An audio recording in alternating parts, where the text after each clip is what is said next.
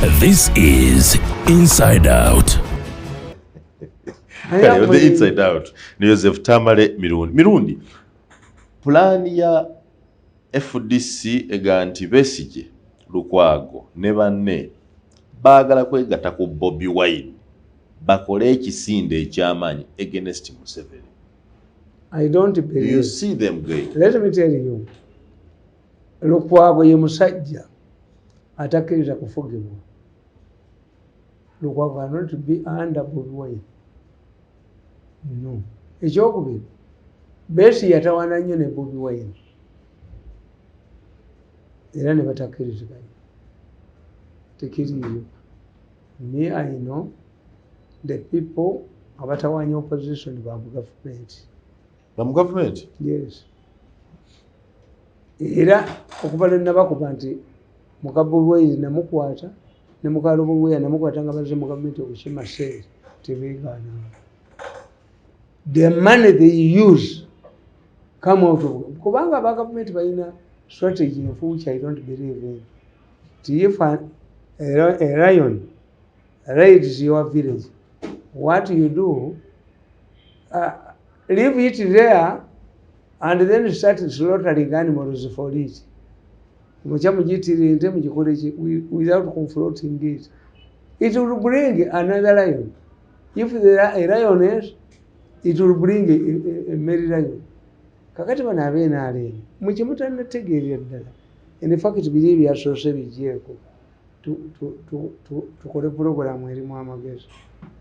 What you people have not understood, we have a problem. People have realized that there is an imminent change of leadership in the near future. Ogiraba naawe? Yeah. Olanga government enaatera okukyuka. Yes. You think obvious. Imminent? Really? Kakati, in the near future? Kakati, we have 8 years of Museveni. Abayina criminal activities. Abatigomeza abantu. Abali balowooza nti eno government bajja gikwata baba ba successors ba Museveni. They are realizing tebajja kifuna. Kati as a result, banaaba Christmas basange nga batukuvu. Gitegedde. The crisis we have, those who want to hide their wealth, those who want to outlive Museveni's regime, abategedde nti there is an imminent change. Abali balowooza nti tugenda okusikira Museveni, the coming of Muhoozi and others will also come. The dispensation, political dispensation is becoming wide.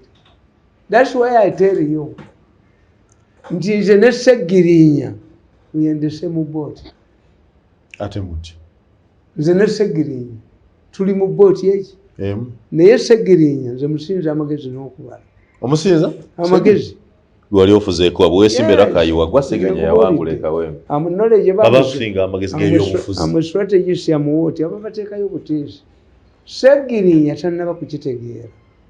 Ssegirinya, it seems there are two strong factions fighting over Ssegirinya. And if Ssegirinya is not lucky, he's going to die. Why? There is a strong group that does not want Ssegirinya to stand trial because the revelations will adversely affect their names. Kyobulaba nti Ssegirinya alwala, Ssegirinya yalwadde, si trial. And all of the years they have effectively done this. Bamulemezaako ekyobwemupine munne ne babasaba ne bakola ki ye ayagala kudduka nti mulwadde. Kati neebayo guruupu endala egamba Ssegirinya must stand trial. Baagala awozese. To implicate amanya g'abaki g'abali abanene. Kakati Ssegirinya kyemugambira nti unless he stands trial ne baleeta obujulizi bwabwe n'atayanukula kigambo na kimu. It happened mu 86-87 bakwata baminisita bakayira bani abali baagala okusuula Museveni ne bagati tujja kwogera baagana okwogera. We are acquitted. Ssegirinya can die. Why?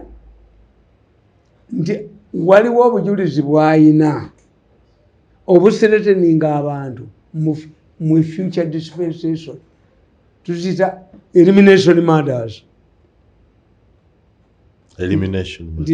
Nicholas Miwoti Kenya yatowuko. But by the time the Kanu government fell, all of those who had the evidence about who caused death had been killed. Nicholas Miwoti yasigalawo. Bonna yali amaze obakola ki? Kubatta. That was Nicholas Miwoti.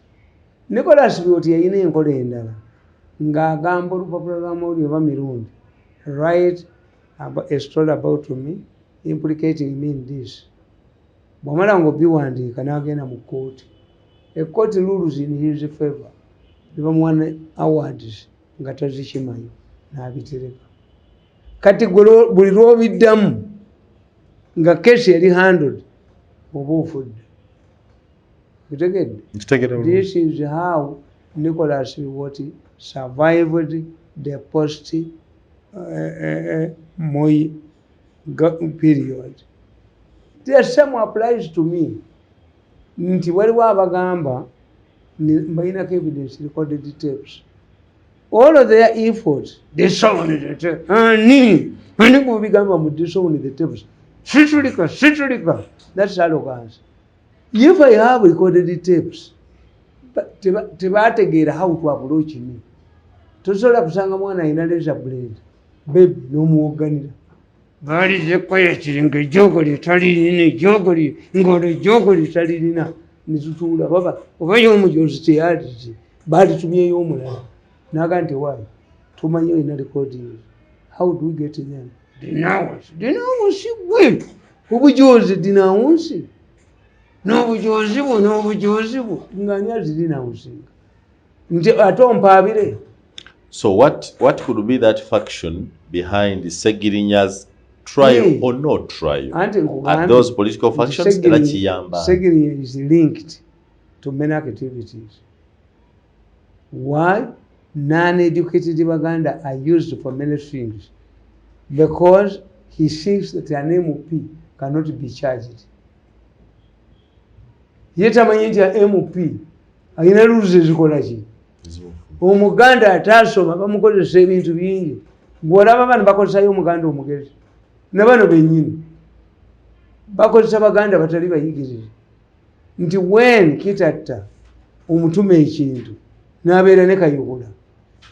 Tebehaving nga nze bwe nkola ki? Abaana bonna baana baffe be bakozesezza enkya ne babasiba enkya ne babasuulawa bonna tebaasoma. Si bayigirize. They were more excited about the job. If Museveni mentions my name at a public rally, but if an ordinary Muganda, an illiterate Muganda, Museveni, kakati gudula bafuru fika weyavumanga abantu. Yaweereza 13,000 mu sente zaani za ono gundi gwe twakavaamu. COVID. Yes. Our daughter full figure. Ng'ekyayagala. Our daughter. Museveni omumanyi. Don't expect it from me. My nerves are not affected. Museveni mentioning my name. No. I'm an educated Muganda. Manyi the implications. Kakati Abasegirinya baani abo balina abaabakozesa. Omubaka wa parliament, yes. Omubaka wa parliament cannot be arrested on your way to parliament. You cannot be arrested inside the chambers of parliament. Tabimanyi. Alina diplomatic immunity. Ssegirinya alina ebintu bimukwatiramu. This is why nsere kutusobola bimukwatiramu. This is why Nganda tusobola bimukwatiramu. Abadde musajja mugezi. Ssegirinya alwanyisizza obulamu. Adde musajja mugezi. Kyemwagalako obumalirivu akeera nti ayagala ekintu akifuna. Is a determined person. Bukedde Ssegirinya. Obwo obusajja bwa bukedde embwa. Yalina abamuwaga. Abateekamu sente. Ye nga tamanyi.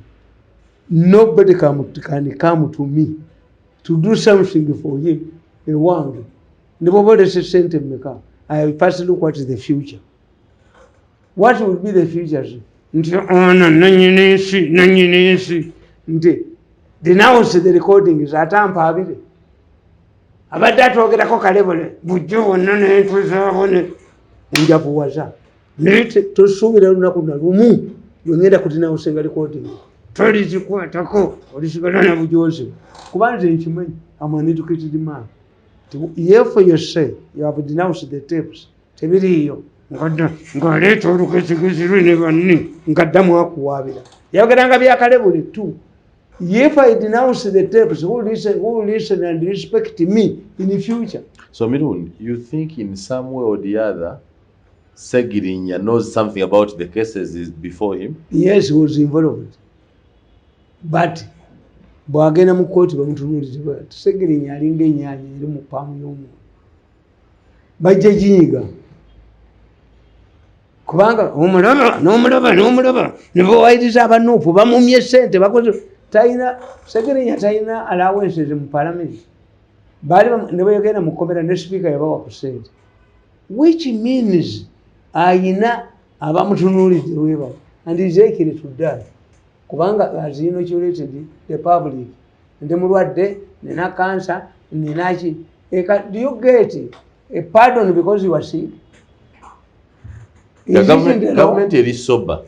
Tosobola kulira muntu nga mulwadde kati ng'oyo. Oli soba mulwadde, alina cancer. Naye tebasobola mupadoninga. Bandi mupadonize mulwadde. Ate batya, no. You must face the music. Are we creating a what if he faces the mission and they don't have evidence? We should pressurize the government to bring evidence against Ssegirinya. Because will Ssegirinya die without clearing his name? But both sides tebafaayo. Group ya government teri ni hali. Ate bamulemeddeko. Why? Era kye ne banyonyodde. Nembaga nti you people, look, ebiri mu FDC. Eref tasobola kulemerera musambi nga kocha amuyiseeyo. Lifa yile n'okubanga tanabana kutegeera ng'ekinanga ne bakiwanise. Alemera yati. Tasobola. Ssegirinya gondi yalemera yati nganda. Kulemerawo. Mu parliament. Okulema omulimo. Kochi yamuyitayo. Nagaana. Lifa n'amulekayo. N'amulekayo. It cannot happen. And unless the speaker believed what they did was illegitimate. But otherwise, what will happen? Singa tugenda mu by-election, election, ne tufunayo ababaka mu parliament abalala, ne tukyusa structure yaffe mu parliament. Anagigaana? Nembaga nti when you look at the two scenarios, they are not the same. The speaker, Kadaga, helped the Nserekos and others okubaleka mu parliament, n'agibalekamu n'abakuleetinga chamber endala. As she waited a judgment from the Supreme Court. Naye tekifaanagana na kino. The problem with the Nserekos, the rebel MPs, was that they are vocal. They are not committed to any offense. Ekisinza okunnuma Mirundi, gwe omusajja omunoonyereza alina ebyuma ebya miso okubanga olowooza nti Ssegirinya alina kyamanyi ku bimuvunaanibwa. This is mere politicking. You know for sure it's merely politics. Bamunyiga gwe kyotamanyi muwanga kankubuli. Omusajja ayinza okutegeera nti akavubuka akakola ewaka kekalinkinga mukazi we n'omusajja n'akabonyaabonyo okukamala. N'obuuza naye omusajja omukulu ono akaana akaagaza ki? Oba kawala takaagala waka nga anga agimalira ku ki? Ku kaana kano. Ye yakategeera ke kayita mukazi we. Kwe kago between, get connecting. Anga yonna agimalira ku ani? Lwaki attention ennyo ku Ssegirinya si ku Alan Ssewanyana? Alan Ssewanyana alina waawonera. Kibula ye tebamwogerako nnyo. Ssewanya gundi omuleka akubuulire. Problem abayigirize gye balina eri bweti. If I want to get a bride, baliwo agendeetedde kati nga nze ali ku wanted. Omuntu najja n'andiza bride.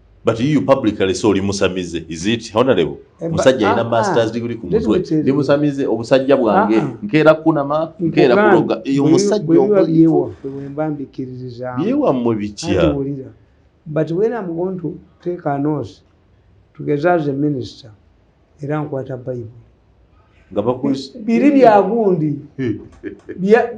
Bya mu kisenge. Bya waka. Toyinza kubyenyumiririzamu. Notula mu bantu abatudde longa nti wa. Kabangobe ekifaananyi nga ntaddeko emmindi. Kyango macho teyaginywanga wano. Anti ekyo ndala. Nyambala embugo nkole ki? Tikanti bi. Omwana yagambye nti ye chairman w'abavubuka abafumbirwa abakazi. Era ne bamuleetera gwagenda okudisciplininga.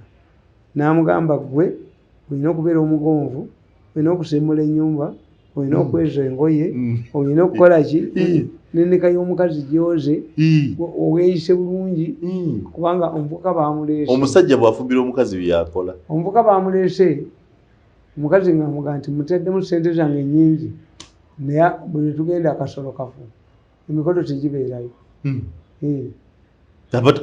Kati yamugula abatalina kyafunyeemu. Anti yamuliise mu banne. Yes, bamuvunaane. Wallanga akola. Kina kiyombekedde kyamugula kukikozesa ate gyali mu kwebuzaabuza. Anti ayinza okuba nga gundi sex is psychological. Ayinza okuba nga ye tamwetaaga. Ng'atya? Nga appearance ye. Sex is psychological. True that. Yes. Omuntu oyinza okutuulira omukazi bw'oti. Nze mbagamba bulijjo. Tigenda ku loogi. Beekuba bayingira. Teri balwana nga bayingira. Balwana bafuluma. Why? Sente ze yamusuubizizza amaze okufuna. Eri aji gye yabadde nayo. Takyetaaga. Oba akuba akube. Era tukiyita tutya? Consumer surplus.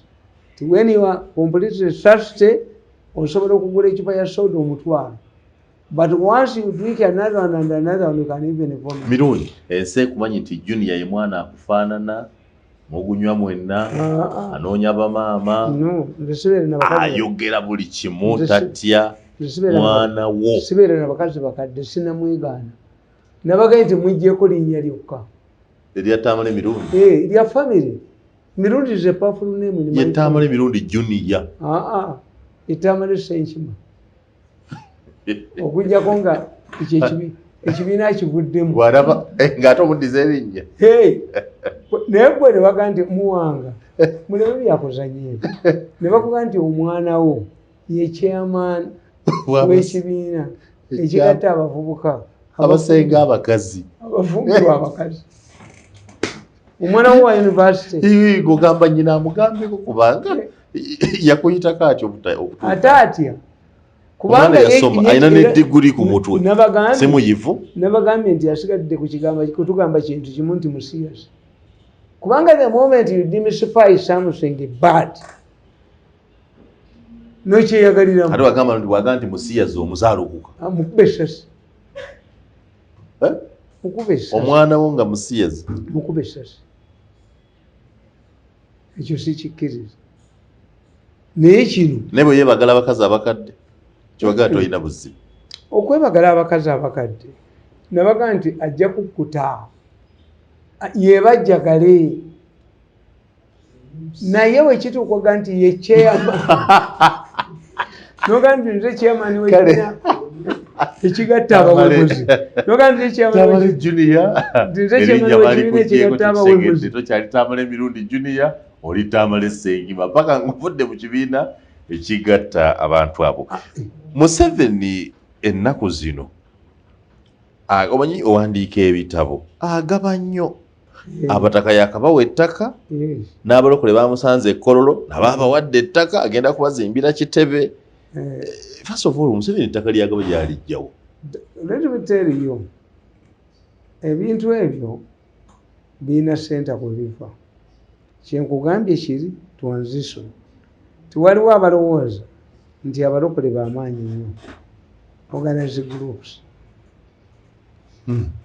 Waliwo ababapanga ne babamuleetera kati ali mu mbeera yagaba ssente. Abalokole b'amaanyi nnyo. kwekyo kye bakoze bulijjo tebalina kibiina kibagatta nabo kati kufuna overseer ekibiina kibaddewo nga ne minisita Serwadda yakikulira nga ne gavumenti yamuwa emmotoka Joseph Serwadda yes nga yakulira abalokole. These are new people.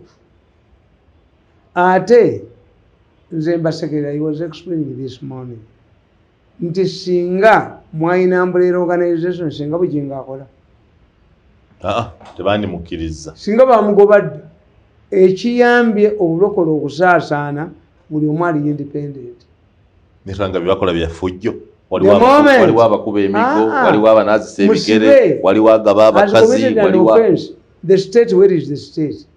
Kubanga you cannot unite a group nga temina academic papers ezimu waliwo omulokole atalinyakako mu field kikukoleza ne lwaki ajja okutubuulira yes okitegedde eri omuntu gw'owulira nti ayinza okgenda okusaaza kutuba nga tamanyi Quran aba agenda kwogerayo ki mmwe kampubuulire mwaleeta ekibiina ky'abamawulire kye bayita NICU, the National Institute of Journalists of Uganda kiri luddawo. Where is it? Kyagwa anti kyalina academic paper. Gwe ne Nabusayi mwe betuvunaana vojja okuzimba ekibiina mwagenda kukolera Museveni anti kyenkubulira Nabusayi era si president. Yes, but at that time mwe mwali bannamawulire betulabirako gavumenti ekiteekamu ssente erinako ne representative. You wanted to put journalism at par with medicine, with law. Temubirina problem y'abamawulire bwavu poverty. When you have a conference motoka z'abamawulire zibeerawo mmeka 2 kakati gwe muwanga bakuba managing director n'obuddukako general manager why anti sagala kunniyamu siri kidoli mwe kye mulowooza ti omusajja ayina it is now good you are managing a company omusajja abasasula sente z'atafuna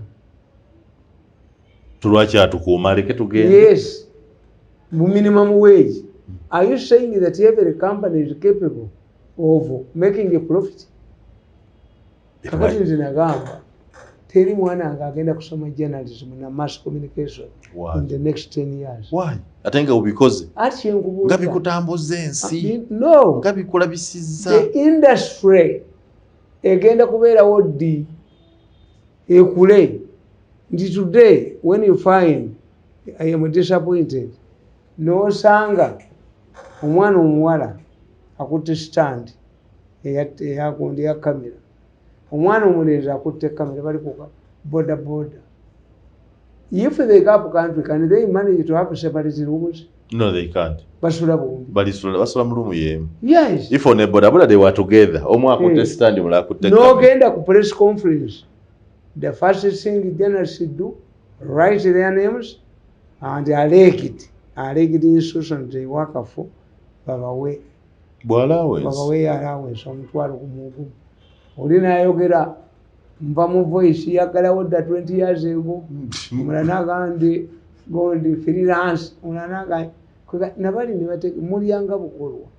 Kakati nze when I analyze journalism ne mutegeera nti except yasoma public relations nga anaafuna company 2 unless you a woman beautiful girl olujja ku TV okusoma amawulire bakutwalirawo. But a man, where do you go? Gy'olaga yonna banaakugamba nti miliyoni 3 bajja kusasulako emyezi ebiri ogwokusatu tebajja kusasula. Not because they don't want, but this is the industry. Tetulina birango tetulina kakati kankubuulire singa Bukedde teyali wa gavumenti Bukedde singa yaggalawo dda temuli kirango n'eki teri lupapula luyimirirawo nga temuli kirango nakyo. Bukedde lupapula lw'amaanyi lutunda Mirundi tolwagala tewali ku series nkubuulidde teruyimirirawo it cannot break even. So lwaki wandyagadde abalokole babeere n'amateeka agabafuga kyetugezaako okukola kyobalokole bafiirwa bokka babeere n'amateeka agabafuga kuba byebakola byafujjo bagenda kufiirwa bokka. gobadde okimanyi nti buli mukazi w'omulokole aba pasita buyanga staafuka pasita ne mukyala we paniriza omusumba muyanga lutaaya ne maama omusumba gundi ebyo biri ludda baseeka babikola bafaatha babikola. Let me tell you, obulokole buyimiridde ku miracles. people want miracles. Singa ogende wa Kakande, si Kayanja, Kakande. Kakande ayina ekyaki ya myaliro 7. Yesinga obunene kati kanisa ya Kakande mu Uganda yesinga obunene kati. Kakande ayina ne we yagula n'ateekawo ekisaawe ky'ennyonyi. Awo helicopter egenda kujja nga abantu ku kisaawe bateekawo. He does not deal with your Ugandan folk. So ye mugagga azimbi naye bo baasumba obalaba bwe bafaanana abalokole be bali batya yazimbi enyonyine bo bali batya. Bannayuganda batono nnyo abali ewa Kakande. Abasinga ba South Africa banna Kenya baki Bakongo ba Kenya abajja ne ssente n'ebizibu byabwe. So kanise si baawano bakufeera batalina 10 batalina ki. Kakande ye ate ekyo yakimenyeewo. Akolagana n'abagagga bokka. If you go to him weewunya galantayiro gy'alina. Mbalaba basinga navudde Kenya nikutoka Kenya ngodira Kayanja ayina powers eziwonya abantu ng'omugambo oyo omusajja yamufuga. Atalina na kanisa kwa bamututiwa Museveni. Museveni yabasiimye yabagambye mukole emirimu ena Yesu gye yakola. Preach the gospel, feed the hungry, heal the sick. Ojo talina asokalage kanisa ye. Ekanisa ye erimu baki? Eriteeso. Anti eriwa. Gwe balonze kanisa eriteeso. Mulimu baki? Yali awejezaawa. Abo bafere bamunoonyako kumubba ssente. Abalokole bayise bafere. Abo. Museveni byasinkanye. Anti nkubuulidde nti journalism is practical. Bayagala okubamu abatasoma tebalemeramu. Is practical? Yes. N'abalokole is practical. Nti Serwadda akuŋŋaanya abantu ku Passover n'abala amabaasa abantu be bazze bamusaba biri mu mabaasa atuuka mu April ng'akuŋŋaanyiza abantu bakeera ku makya kusumulula baasa abasabire. Kakati gwe tolina kyolina kubanga bavudde Teso olina akuleeta olina ne Museveni nga ni akuwalisa. Oyo temuli bafera Museveni. Nyali pulizikiti si waliwo eyamulesi n'amukakaatikawo ekkanisa ye eriruddawo ye yasomawa dokita dikotreniza emyezi 6 esatu. Museveni yabawadde ettaka bazimbeko ekitebe. Anaalijjawa teyawa abataka yalijjawa. Anti kugambe ng'alijjawa teyawa abataka. Era kyobulaba nti abasajja b'emmengo abo basajja bagezi. As Museveni offered bataka kubasimbira ekizimbe bo kati bamubanja ne mu budget bazitaddemu. Naye nga nagambye kuba b'emmengo tebaddamu. How much money were they getting from Idi Amin and Obote from the same premises? Kati bajjukizi tobavuma mabuba bafunangamu ssente mmeka? Let them tell us how they have utilized the money. Museveni buli kaseera ono afukula yayogera z'abanja zebakakuwa mmeka musajja gwe totaddawo kina totaddawo sebese totaddawo kina biriwa kutunda ttaka. Mirundi totegeera byokoze kusinza ku mulimu gwe bakuwadde gwe bakuwa State House nga gy'oli kiki wakola bannamale ekyoga nti kiikyo kuki kyolaga onaalaga nti nzimbe Masengere nzimbe kino gwewakoze ekyo created an annual dinner nga president yajja even help tibuja to get a set ez'ekizimbe bazirya bokka. Museveni contributed to general headquarters 250 million. Yes, bazirya bokka. So what have we got from the annual dinner? Kabusenga n'entweyako kabiro naye akasajja ako kasaana kaffe bubinge engunyuzi kava mu kamu. Buli kimu nakakirwanyisa. Akasajja nga kalwanyisa buli kimu. There was a time nateekawo competition mu bantu abayimba ennyimba za Museveni ne mbatwala egundi nga Museveni akkiriza okubeera. Naye kasajja gwe kabusenga kasajja gwe kalifa kakulukuta enguyi. Akasajja kabi. Era bakwata Museveni nono munnaajoga ennyo. Njagala nga tumaliza leero katwogere ku kintu kino kiggwe. Ndi mukwano gwo, I am your brother, we have worked together, nkwagala onjagala, nange njala nkugambeko ekintu owulira okikole. Omanyi nga obusungu bukufiiriza ebintu bingi. Kuki? Like what? Kiwatuwangule oyomba buli lunaku Do you know? Yes. You spend much of your time. Anti nkajjukira nti nabulaba bwe bwannwanyisa. Naye oliyomba pakadde. Nnwanyisa. Why don't you stop quarreling? No, every day. Bannwanyisa. You have the same approach like my relatives. Abasajja nabo banneesonyiwe. Naye gwolooza message bagifuna bw'oyomba babifuna. Oyomba mu mmotoka, n'oyomba mu kkubo, n'oyomba ku program, n'oyomba ku kintu. Yali akomyewo n'antabaala. Bamanyi oyo omusajja bo bwe batugamba nti kasita kamunye ekwata enkoko. Enkoko edda mu kukaaba naye embaata eyingirawo. Bali akana keewa. Bwana bw'embaata. Batwala ssente ne bakomawo. Olumala okutwala 5 billion ne bakomawo ne bakanyuka ku jirikiti. N'alyoka akomawo nga ssente z'amazo zitwala. Gwe ne bakanyuka ku media ssente. Bwe bujozi bwabwe mbumanyi. Ng'enkyakomawo ng'otula nabo mu miti sikwate ntibi n'engikukuba n'enkwasa omutwe. Can you come down ngendeyo nno n'essente zo nzikuleete? Olekerawo bavuma ndeete ssente. Ate mbavuma ki? Okuyomba. Abo be bali down. No. Become peaceful. Bo be bali mesa. Reconciliation. The government has, the president has decided to give me money. What it was amapambano. You must go home. Well, how do you believe? How do you feel when somebody starts dictating on you? You must go to his village and rot. Why? What is wrong with your village? Did I kill your daughter? Did I kill your? You did not develop your village. Your village is very bad. Where is your mother? Did they pick me from my home? From my village? Mukiriza abalenzi bano ne babaniyako. Bajja basiyaga. A sensible person. Abaganda bakugamba nti akola ki anakujja n'emyaga ya nnyoko ng'owulira. Don't talk about my mother. Yes. Kakati, why do you think it? Oh no. You know kubanga you know kunya ku bantu ye yanyala. Lwaki? Lwaki ye yayina okunya ku bantu? Why? Ye nanyala ku bantu n'abanyala ko ne yefuula ow'ekitalo ne yefuula ow'ekitalo. Okay. Kiki omuntu kyayinza okukola n'olekerawo okuyomba? What I want. What do you want? Unconditional money, because it is there. Oyo yes, taleeta yadde ekikumi tekiteekamu oyitagattako.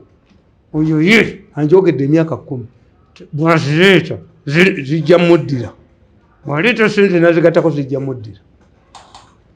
So who do you want to pay you? The money is there. From who? Anti gwe tukimanyi. Emirundi egi ngaako adduka nazo n'azitwala ne I use his money n'adduka ye n'alya nange nga nkolima nga nange ngende waffe wankaaba nga nkolima nga bamubanga ejjo okuli mu ggwamu paka lwanaakoma okunyanga ku bantu ajja koma okunya ku bantu abamukolimiro bangi nnyo bayitirivu bajoze nakupeeri n'asamba bayitirivu. Do you know that your anger can become a disease? Nemufiiramu obulwadde. Kuki? Gwe musajja gwe balongo bali bakakulongoosa. It does not happen. Let me tell you. Why don't you rest your head? When you release, a man like me omanye nti sina personal vendetta. I release. Abaganda tukayita mafumira. Nti gaali ekubye tie tobuliirinze mi blood surgeons n'enkuyola n'enkwata akatebe n'enkakuba ku mutwe. Kyokola basibisobola. Nze bw'onkola ekibi tetuddiŋŋana. Era singa nabatadda kukola alowooza mbu walibeerawo olunaku olumu lwe ndyogera naye ku nsi olwo Katonda teyalukola. Nze do you know Muwanga nti for the last 10 years sirabanga ku Nalweyiso physically. But yoyomba everything about Nalweyiso. Sirabanga ku nayoba yombesa buli lunaku. Sirabanga ku abo sibalaba. But why don't nze nasangako ku TV nga kuliko Frank Timothy n'enjikuba n'enjasa. The Inside Out. Ne Joseph Tamale Mirundi olero bwekyo bwegenze. Zessa Simon. Bwe nkulaba Yanga Lutaya.